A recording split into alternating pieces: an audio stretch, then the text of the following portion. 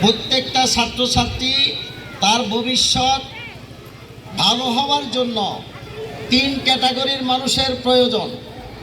একটা হচ্ছে শিক্ষক শিক্ষিকা, দ্বিতীয় নম্বর হচ্ছে ছাত্রছাত্রী।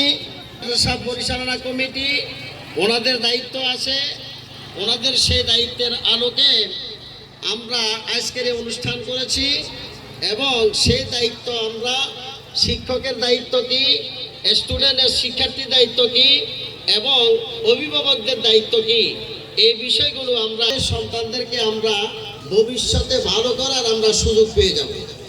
এই কারণে এই অনুষ্ঠানের আয়োজন। আমাদের ভবিষ্যৎ ভালো হওয়ার যে বিষয়গুলো আমাদের বঞ্চিত হচ্ছে কেন, এর কারণগুলো আলোচনা করতে গিয়ে অনেকগুলো কারণ আছে। তার মধ্যে কয়েকটা গুরুত্বপূর্ণ কারণ সবাই সুদৃষ্টি আকর্ষণ করে আমি কারণগুলো উপস্থাপন করতেছি। এক নম্বর, শিক্ষার্থীরা এখন বর্তমানে লেখাপড়ায় খুবই অমনোযোগী। নিশ্চয় আপনারা আমার সাথে একমত হবেন। আমার শিক্ষকেরা আমাকে সবাই বলেন যে হুজুর, ছেলে মেয়েরা লেখাপড়ার প্রতি আগ্রহী না। এখন এই আগ্রহী না